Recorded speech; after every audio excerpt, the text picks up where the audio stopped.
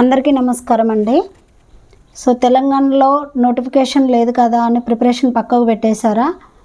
So ఆ విధంగా పక్కకు పెట్టేస్తే మనమే వెనకబడిపోతాము.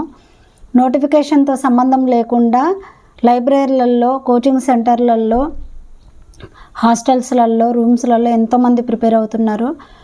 వాళ్ళు నోటిఫికేషన్ వచ్చే లోపల సిద్ధంగా ఉండి ఒక జాబ్ సంపాదించుకొని వెళ్ళిపోతారు. మనం కూడా అలా కావాలి అని అంటే బుక్స్ పక్కకు పెట్టొద్దు. నాది వచ్చేసి ఎస్ఏ బయోసైన్స్. నేను 2024 నుంచి ప్రిపేర్ అవుతున్నాను. లాస్ట్ టైం నాకు డిఎస్సి మిస్ అయింది. అప్పటి నుంచి నేను కంటిన్యూషన్లోనే ఉన్నాను. అయితే ఇప్పుడు నోటిఫికేషన్ లేదు కదా అని ప్రిపరేషన్ పక్కకు పెడుతున్నారు. అందులో నేను కూడా ఒకదాన్ని. సో ఆ విధంగా పెడితే మనం వెనకకు పడిపోతాం కాబట్టి మళ్ళీ రీస్టార్ట్ చేశాను.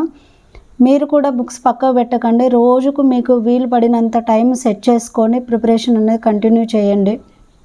అయితే ఎస్ఏ వాళ్ళకు పోస్టులు తక్కువ ఉంటాయి కదా, ప్రిపరేషన్ అయినా వేస్ట్ అని అనుకోవచ్చు.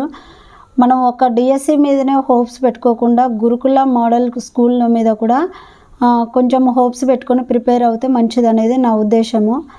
ఇప్పటికిప్పుడు ఫిల్ చేసిన గురుకులాలో 8,000 to 10,000 వరకు ఖాళీలు ఉన్నాయి అనేది సమాచారము. మోడల్ స్కూల్స్ కూడా ఇప్పటివరకు ఎలాంటి నోటిఫికేషన్ లేదు.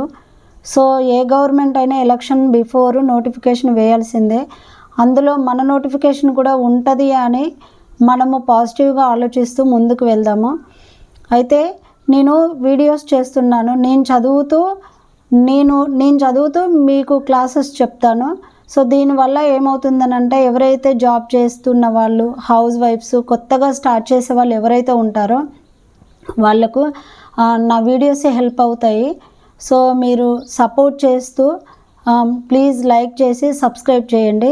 దీనివల్ల మనలాగా కలిసి చదవాలి, మనకు కూడా మోటివేషన్ కావాలి అనుకున్న వాళ్ళకి ఈ వీడియో చేరుతుంది.